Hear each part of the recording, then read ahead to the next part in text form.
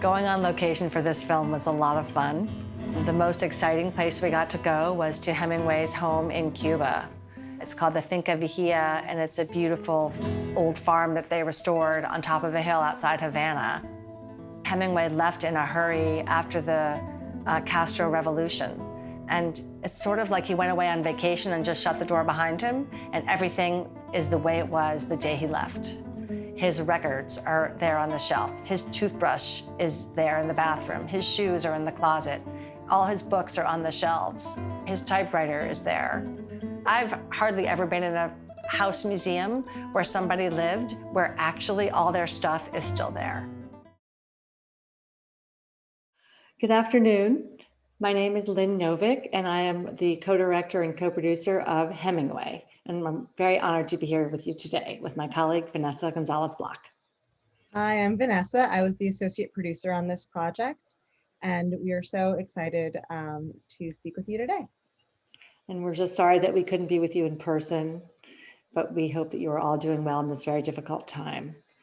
The first thing we're going to do is to show you some of our film and then talk a little bit about why we made the film and also about our incredible time that we spent in Cuba in Hemingway's home.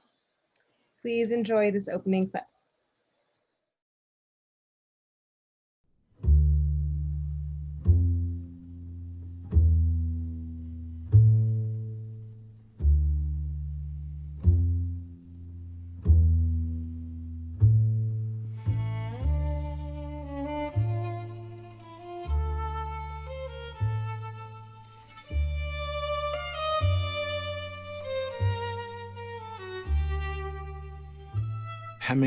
Aunque Hemingway era un escritor estadounidense, su paleta era increíblemente amplia y deliciosa, y violenta, y brutal, y fea.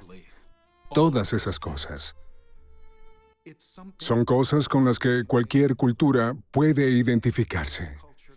Cualquier cultura puede entender lo que es enamorarse de alguien, perder a esa persona.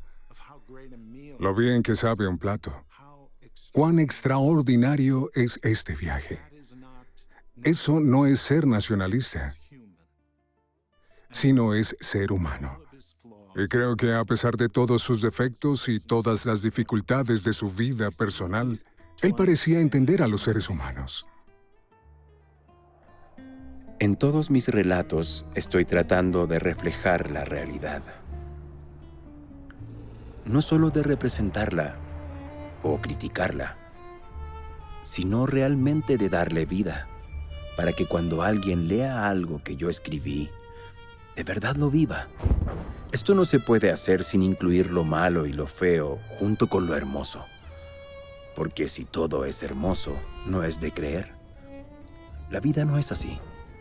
Solo mostrando los dos lados, 3 dimensiones, y si es posible 4, se puede escribir como yo quiero. Hemingway.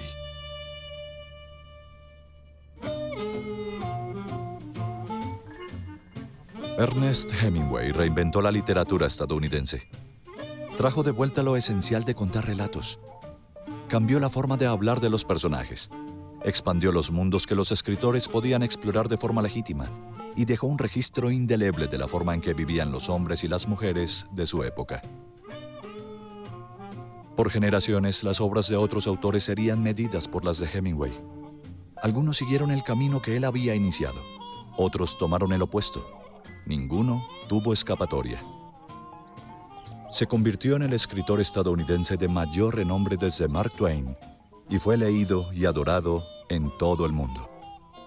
Es difícil hoy concebir un escritor que no haya tenido su influencia. Es como si hubiese movido todos los muebles de la habitación, ¿no? Y tenemos que sentarnos. Podemos sentarnos en el borde de la silla o en el apoyabrazos, pero él movió los muebles de la habitación. El valor de la oración declarativa estadounidense, ¿no? La forma en que se construye una casa con ellas, ladrillo por ladrillo. Después de leer un par de oraciones de una historia de Hemingway, no hay ninguna duda de quién lo escribió. No puedo imaginar cómo fue posible que un escritor haya podido cambiar tanto la lengua. La gente ha copiado lo que él hace por casi 100 años y no han logrado igualar su obra. Si eres escritor, no puedes escapar de Hemingway. Es tan increíblemente popular que no puedes comenzar a escribir hasta matar su fantasma o apropiarse de él. Y creo que es lo que más caracteriza a Hemingway, que siempre buscaba la línea perfecta que no se había dado. Siempre luchó por encontrarla y nunca se encontrará. Durante 3 décadas, quienes no habían leído una sola palabra escrita por él, pensaron que lo conocían. Veterano de guerra herido y corresponsal de campo de batalla. Cazador de caza mayor y pescador de aguas profundas. Aficionado de las corridas de toros. Buscapleitos y amante. Y hombre de mundo.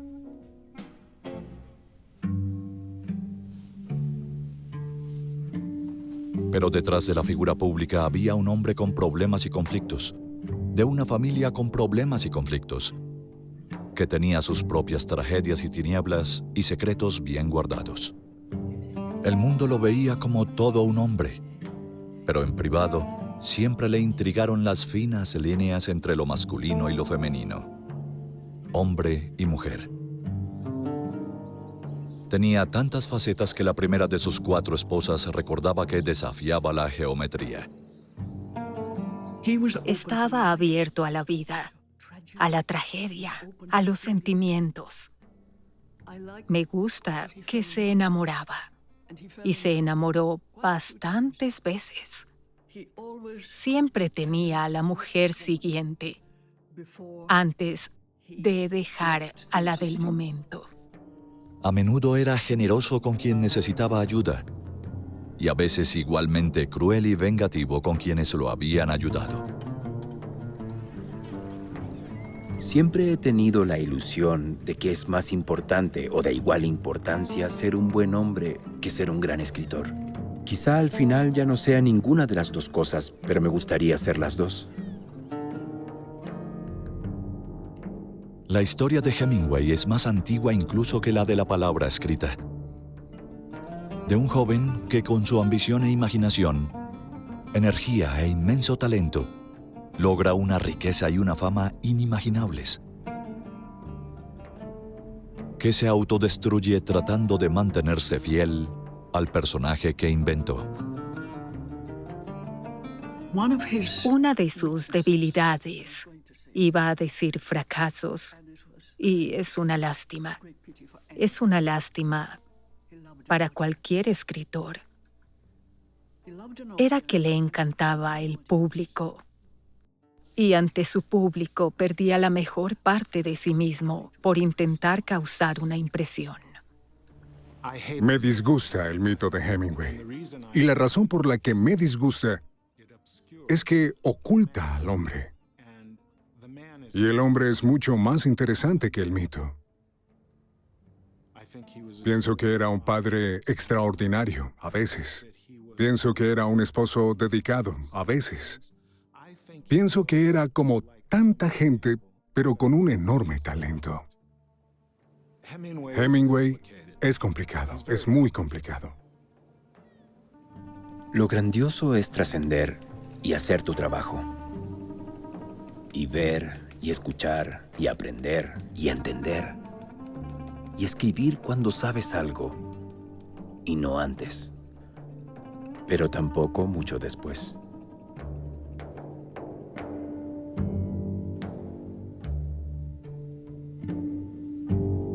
Episodio 1. Un escritor, 1899-1929.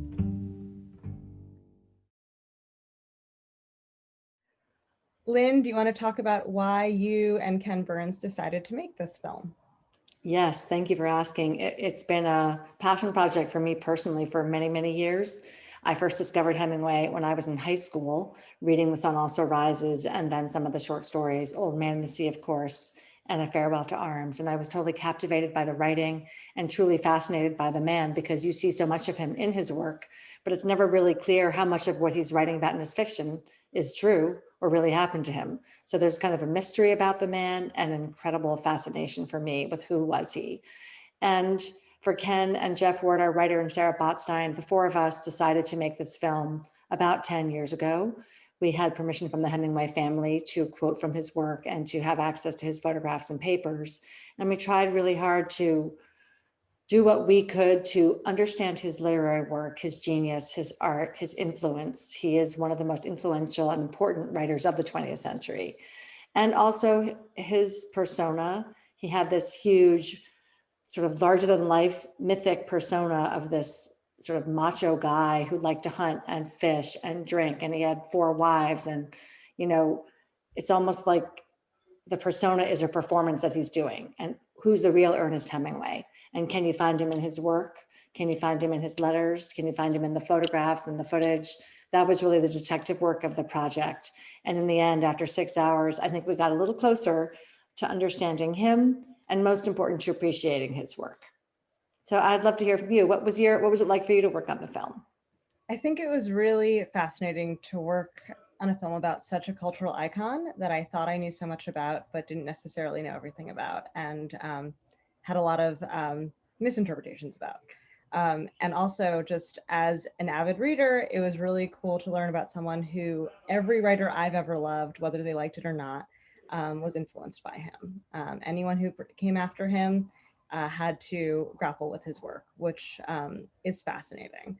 And so it was totally incredible to dive into the life of someone so complicated and someone so huge. Indeed. But I know that he spent a significant portion of his life in Cuba. Right. And with the help of so many people there, we were able to go there and film in his home at the Finca Vigía. So we hope that you enjoy this clip.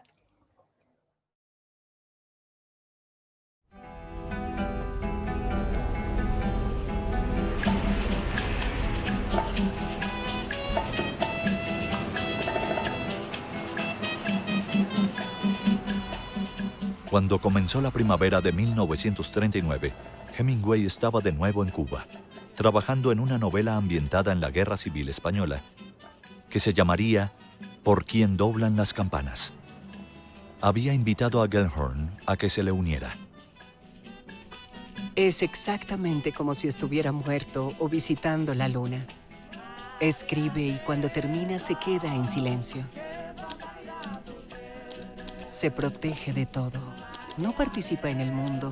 No le importa nada excepto lo que está leyendo. Sirve para lo mismo que una ardilla disecada. Pero está produciendo una hermosa historia y nada más le importa en el mundo. Así es como hay que ser. Así es como se escribe. Cree en sí mismo y en su escritura como si se tratara de las tabletas de piedra o del Dios verdadero. Y ese es otro aspecto esencial. Por mucho que Gellhorn creyera en Hemingway y en su trabajo, vivir encerrada en un hotel en La Habana con él día tras día, tratando de escribir mientras él se inclinaba sobre su máquina de escribir, no la satisfizo por mucho tiempo.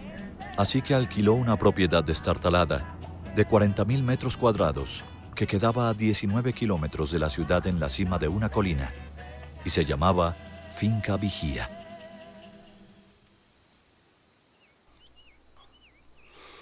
Me desperté y miré por la ventana una ceiba tan hermosa que es de no creer, y escuché el susurro de las palmeras contra el viento de la mañana, y el sol rayando las baldosas del piso, y la casa misma, ancha y desnuda y limpia y vacía, en silencio a mi alrededor.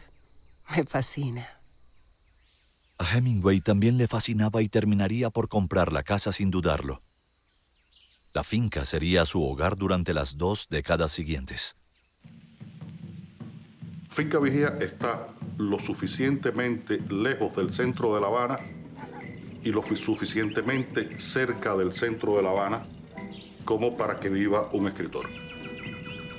Pero además, la distancia entre Finca Vigía y el Floridita, donde Hemingway tomaba su daiquiri, se medía con el daiquiri que Hemingway sacaba de la casa, se montaba en el automóvil iba tomando y le alcanzaba hasta llegar al Floridita, donde le daba el chofer el vaso vacío y entraba al bar.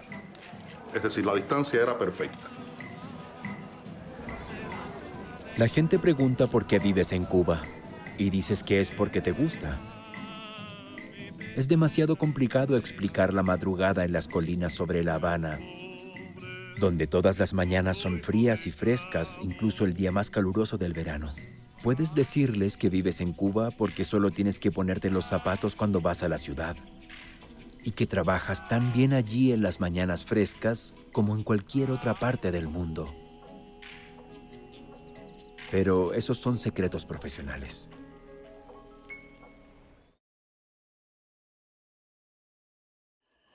One of the most amazing privileges of our work is that we get to go to incredible places and understand the story that we're trying to tell by physically being in the places that matter to the people whose stories we're trying to understand. And there was, for me, one of the most just amazing experiences of my career was to get to come to Cuba multiple times with Vanessa and to spend time at the Finca Vigía and with so many wonderful people in Havana who helped us to get access and to spend time there and to tell the story. So this is our chance finally, after several years, to thank you all. So Vanessa, please help us thank everyone. There are so many people that we want to thank, but to name just a few, Grisel de Rosario Fregaleal and Isbel Ferreiro Garit from the Museo Hemingway. Huge thank you to you both. Gladys Rodriguez, thank you for your incredible wealth of knowledge. Boris Crespo and your entire crew, thank you for helping us make the filming of this happen. And to so many people there, huge thanks. It was such a privilege to work with you and to get to do this project. Truly, that place and the fact that it's been preserved is a window into Hemingway's life, into his art, into his brain, into everything that mattered to him. And to walk into the finca and to see everything he owned that's there, and to be able to go right up to the bookshelf and look at what books are on the shelf, to look at his clothes in the closet, even the bottles of alcohol that are still there next to his chair. It's all his glasses next to his bed, the magazines he was reading, it's all there. It's like he just went away on vacation and didn't, know he wasn't coming back.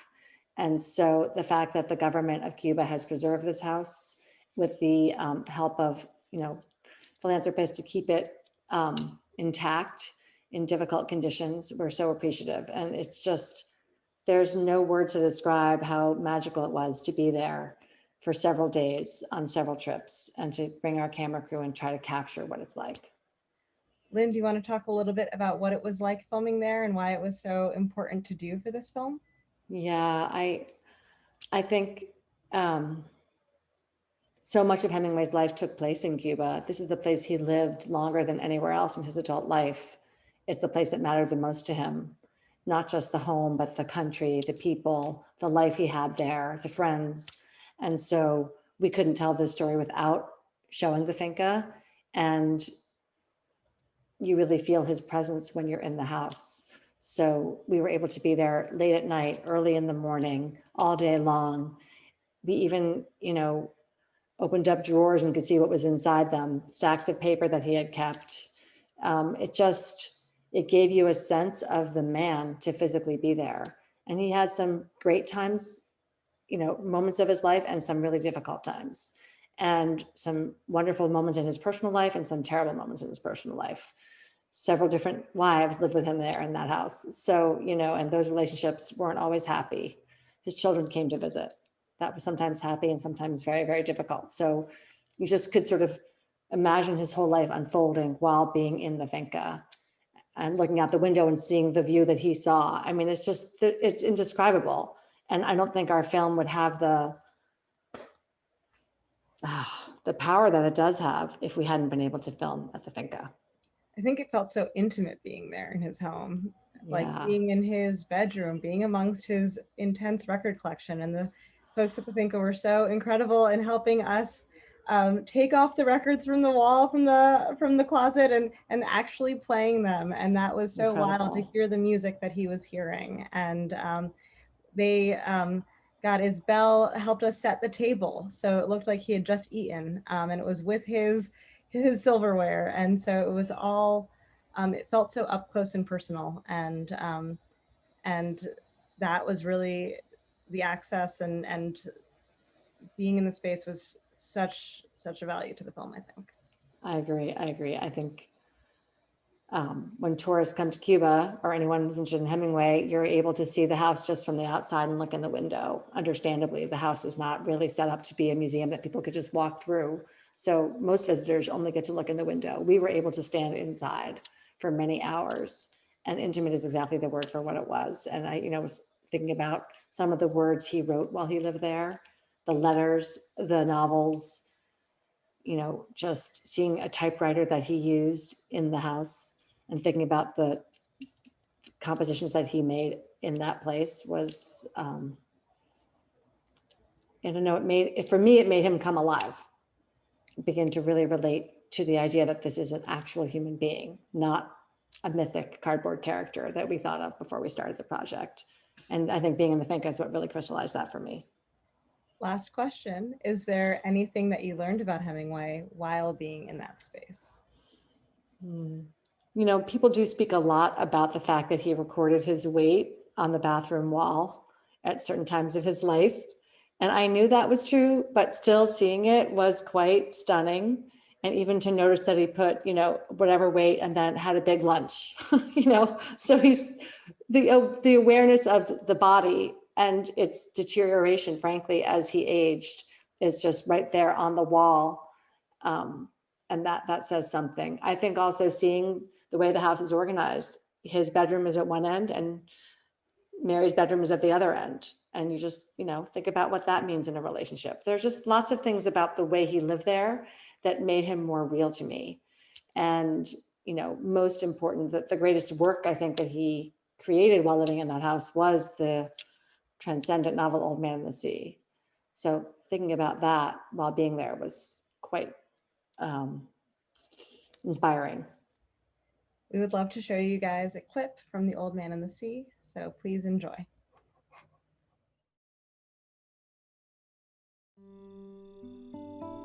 Inspirado por Adriana, Hemingway comenzó una nueva historia. El viejo estaba delgado y demacrado, tenía profundas arrugas detrás del cuello.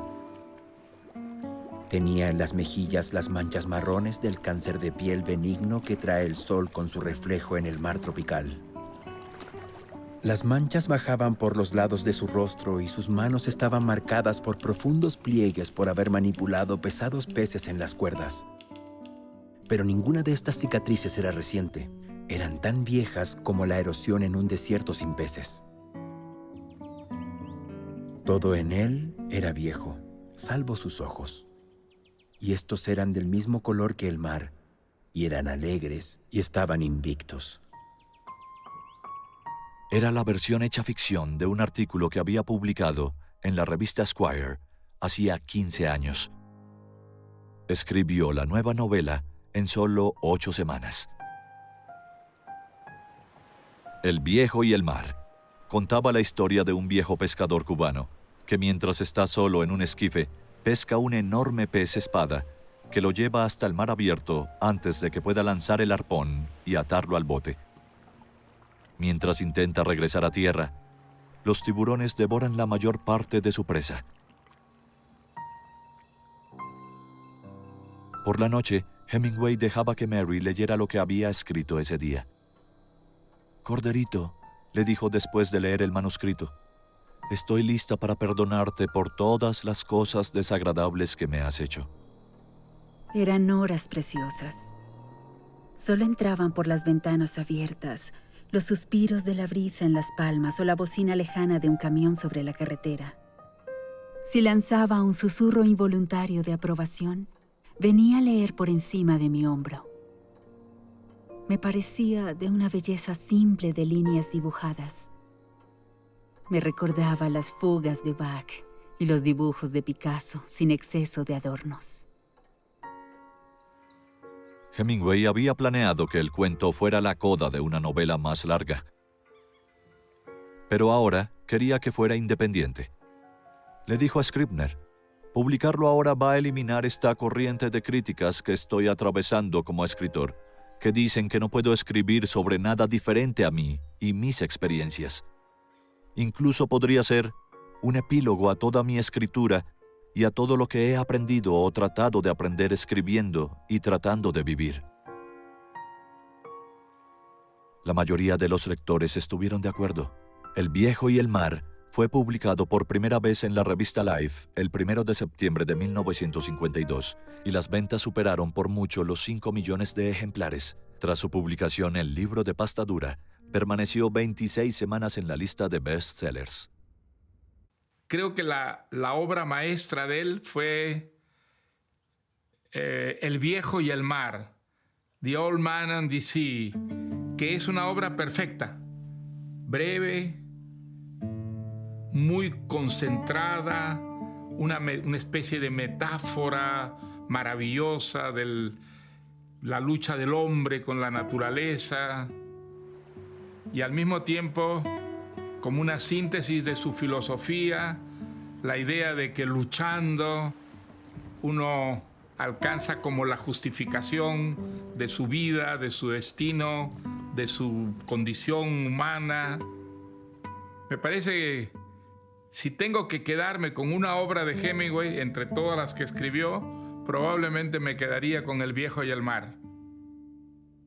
A la mayoría de los críticos también les encantó el libro. Según el crítico Mark Shorter, El viejo y el mar fue una prueba de que el arte de Hemingway, cuando es arte, es absolutamente incomparable. Es incuestionable que es el mejor artesano de la novela estadounidense de este siglo. La prueba de un libro para mí es cuántas veces quieres releerlo.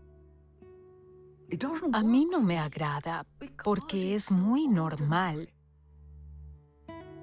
Es la adolescencia, la escritura de un niño. Lo siento. Es el escritor. Él es el maldito pez quien se esfuerza por escribir. Y, de cierta forma, siento empatía porque sé lo difícil que es escribir así sea solo una buena oración.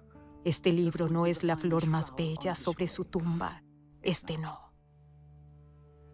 En El viejo y el mar se ve la agonía de este viejo, se ve su valentía, su deseo de redimirse, y se ve cómo casi llega con la presa, pero la presa está hecha pedazos. ¿No es así la vida? Al final, la vida es irónica. Atrapas al pez más grande que hay, reparas tu reputación, pero cuando lo llevas a la costa, ha desaparecido. Y tú también. Yo creo que, digamos, son lecturas distintas, ¿ah? Si uno lee como joven El viejo y el mar, es la aventura, ¿no? La lucha, el heroísmo del viejo, sacando fuerzas de solo su convicción. Pero yo creo que la lectura de una persona mayor es la de la vejez, que resucita, que da una última batalla, ¿no? Sabiendo que la va a perder, ¿no? Desde un principio, el viejo pescador sabe que no puede ganarle la batalla a los tiburones, pero la batalla la da porque de alguna manera, aunque la pierda, la batalla le da una comprensión de sí mismo mejor y le da una especie de ilusión, ¿no? Que le permite vivir. La moraleja. Cuando intenta volver y los tiburones atacan el pez y lo devoran, como dijo él, lo que hice mal fue haber ido demasiado lejos. Fui más lejos de lo que puedo controlar. Fui más lejos de lo que puedo compensar. Y me parece simplemente hermoso y terrible y lleno de patos, y eso es Hemingway.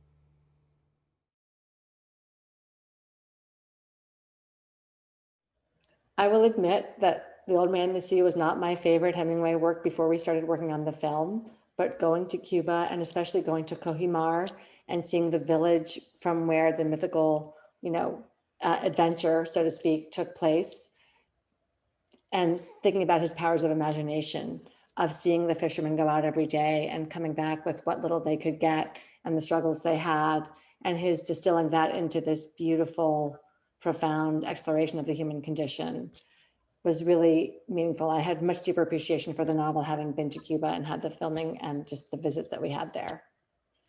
I don't think we could have also done this scene without the help of Norma Corral, and she showed us her father, Raul Corrales' incredible photos, which so captured the beauty and the life of this village. And we used a few of those, and I think they really helped make the old man come to life in the story. Absolutely, because, you know, Hemingway's inventing something, but he's starting from somewhere.